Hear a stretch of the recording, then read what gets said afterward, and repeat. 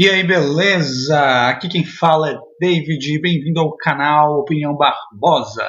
Bom, eu trouxe alguns temas aqui para vocês. A semana foi bastante agitada, né? O primeiro tema que eu quero trazer hoje é o Alan dos Santos, o jornalista e dono do canal Terça Livre, foi ameaçado de morte. Parece que a coisa foi séria, foi ameaçado até a família dele. Ele e a família dele de morte, né? A esposa foi ameaçada também de ser estuprada, né? É qualquer coisa de praxe que acontece. O Marcos Duval também, deputado federal, né? O senador, posso estar cometendo equívocos aqui, ele também foi ameaçado, tá bom? Mas eu vou explicar para vocês aqui como começou essa coisa aí da ameaça do Alan dos Santos, né? Quem fala a verdade no Brasil, né, quem faz jornalismo de verdade, né, sem ser grande mídia, que só é fraude e às vezes fala alguma verdade ou não, normalmente costuma sofrer algumas ameaças. Né? Claro que não é a primeira ameaça que o Terça Livre sofre, mas as ameaças se agravaram devido a alguns fatores que eu vou explicar para vocês agora. Por exemplo, o Alan dos Santos foi em Brasília, né? Ele teve que ir em Brasília para resolver algumas coisas relacionadas ao trabalho dele, né? Quem mexe com imprensa sabe que tem muitas informações, outras gravações que você faz em outro local, né? Então, ele indo para Brasília, quando ele estava em Brasília, no caso, um jornal soltou a localização da casa dele. O Alan dos Santos, vendo aquilo, né, correu para casa, porque aquelas ameaças comuns, né, poderia ter foco na residência dele, poderia sofrer um atentado real na casa dele. O coitado, o cara voltou correndo para casa para defender a família dele. Não bastando isso, se aglomerou ao fato de que a imprensa divulgou uma lista, né, de onde teria focos de bolsonaristas e olavistas, né? Aí você vê, o caldo engrossou mais ainda e as ameaças aumentaram mais ainda e a ameaça final aí foi essa do cara que ameaçou tanto a família dele, né, quanto o deputado, o senador federal, não lembro agora de direito certo qual era o cargo dele, né? Mas o que eu quero ressaltar com isso, né? Algumas pessoas também colaboraram.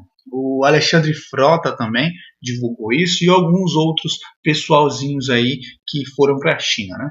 Então, o que eu acho a respeito disso? Eu acho uma sacanagem, cara. Não, as pessoas hoje em dia, a gente está numa época em que matar as pessoas só por discordarem do que a gente diz ou o que pensam, tá a troco de nada. Hoje em dia as pessoas não têm mais aquela grandeza de debater horas a fios com propriedade. O Brasil ele se tornou uma barbárie, né? Mas o que esperar dessa disseminação de uma filosofia afilosófica, né, na minha opinião, de que só há interesses, né? Se só há interesses, né, e a razão, o diálogo não pode chegar a um fim proveitoso para ambas as partes, você sabe no que se desenrola, né? Se eu não tenho razão, mas o que o meu interesse é que importa, logo eu irei tentar matar meu inimigo. Basicamente é isso. A visão, né, a concepção hoje em dia, tanto política quanto militante, principalmente da mentalidade esquerdista brasileira, né? Agora vamos falar do Alexandre Frota, deputado do PSL, né? Recentemente, o Alexandre Frota fez declarações contra a reforma da Previdência. Bom, essa não é a primeira pérola do Alexandre Frota, né? Vou dizer como isso começou, né? Teve alguns deputados que foram para a China às custas do governo chinês. Todo mundo sabe que o governo chinês ele é comunista, né? Ele não deixou de ter ligações com a União Soviética, e quando um governo dá dinheiro para algum deputado, né, para custear viagens, etc., não é à toa, gente. Assim, ninguém gasta dinheiro à toa, ainda mais em política. Sempre tem uma troca, né?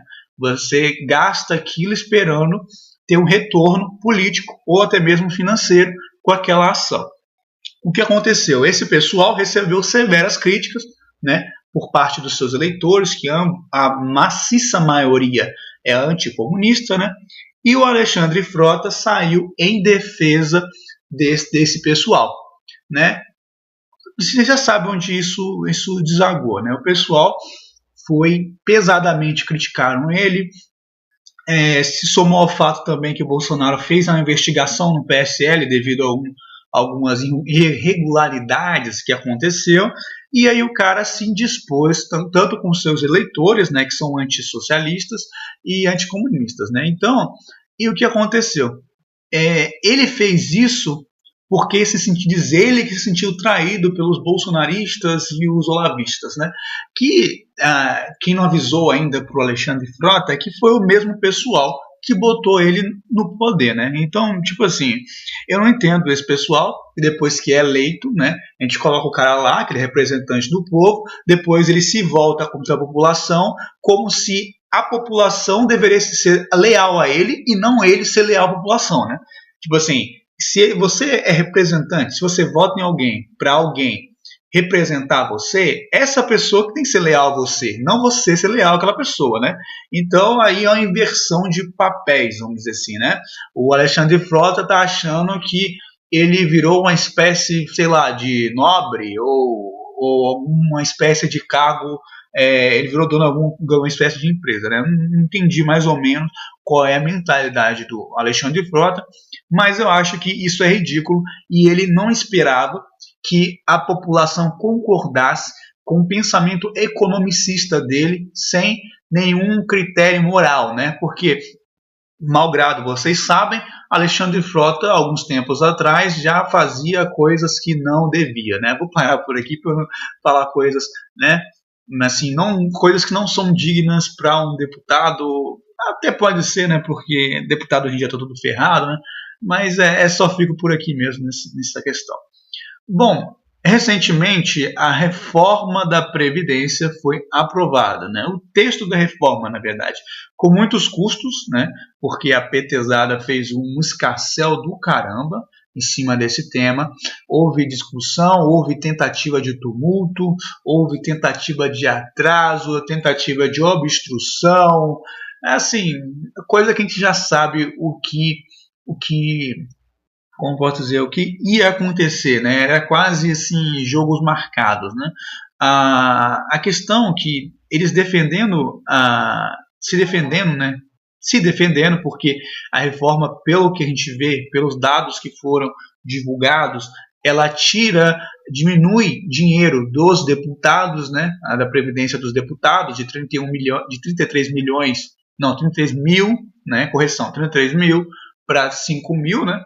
Então, eles não querem perder a boquinha, né, das suas previdências. E também parece que tem alguma dívida aí do PT, desse pessoal que está sendo contra a reforma, né, da Previdência. Né? Então, basicamente, quando esse pessoal fala que vai tirar dinheiro dos mais pobres para dar aos mais ricos, na verdade é o contrário, vai tirar dos mais pobres para tirar dos mais ricos para dar para os mais pobres, né? Que eles são os ricos, né? E eles estão advogando apenas em causa própria. Então, esse pessoal não está nem um pouco interessado se você vai continuar tendo previdência há alguns anos ou não. Estão mais se preocupados, né, com o umbigo deles. Porque se der merda, o que eles fazem? Ele pega esse dinheiro que ele ganhou da previdência, vai para Miami, vai para um local aí onde tem capitalismo, né? E fica a vida boa, e você fica aqui se ferrando, né, sem previdência e sem nada. Na cabeça deles é isso, né? Então, encerrando esse assunto, recentemente um teatro de algumas atrizes globais foi fechado por falta de verba da Petrobras. E teve outra pérola também de uma atriz que falou que a cultura vai acabar. Questão, que cultura, né? Qual cultura estamos falando? Quando você fala em cultura, você pensa a grandes artes, aquela cultura saudável que enaltece os valores, né? Não é essa cultura que vai ser fechada.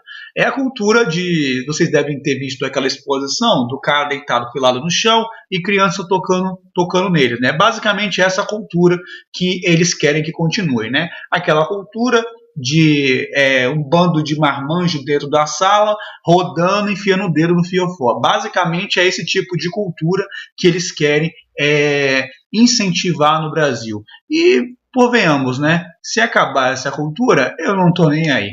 Prefiro 1000 vezes a pessoa disputar no mercado, ganhar o seu ganha-pão ali com a aval popular, né, aval do seu cliente, do que receber verba estatal, receber concessões de Petrobras ou até mesmo de verba de Petrobras e coisa assim. Então, se acabar, né, é bom que acabe mesmo, né?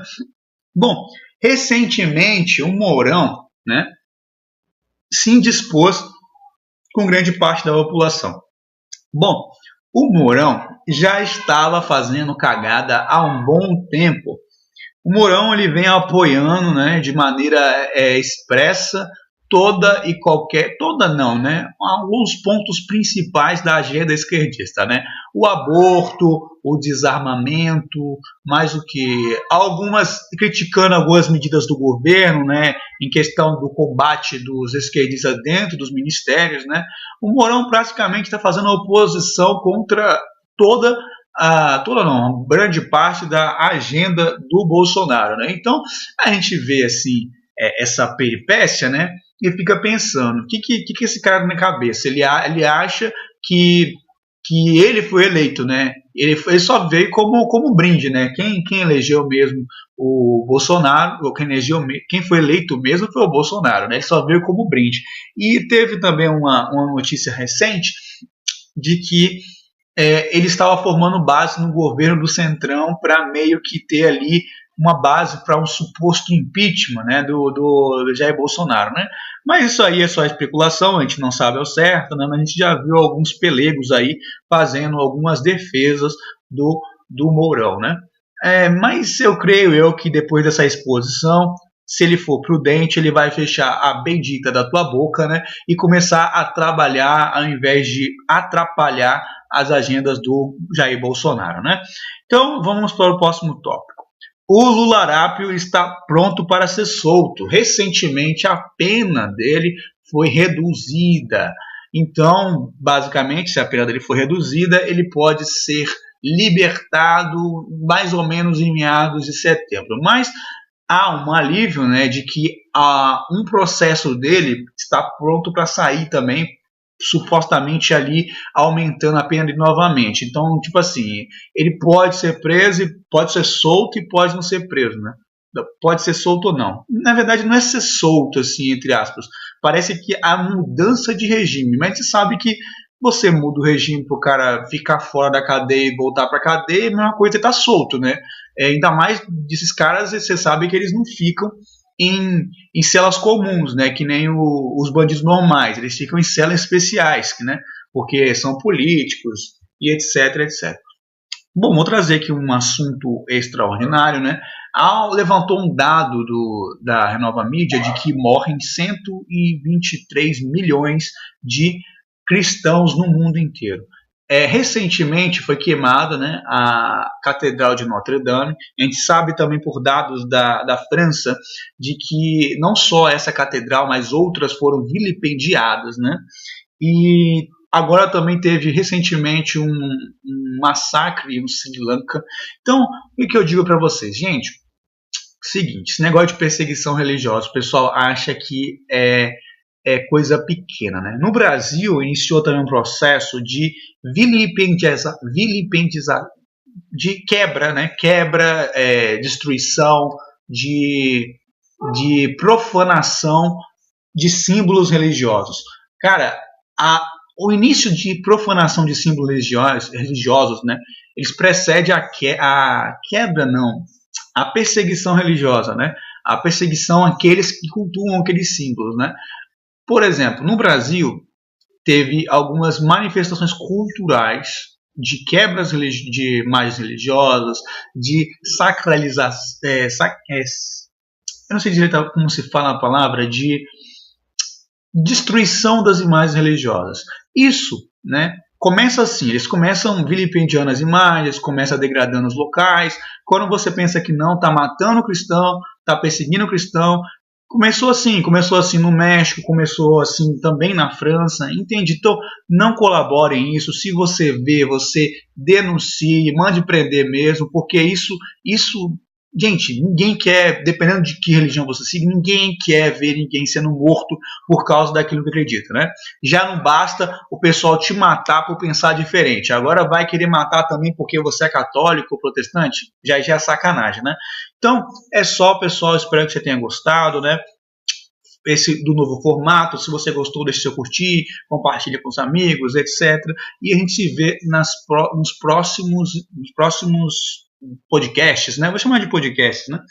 E é só, e falou. Obrigado pela audiência.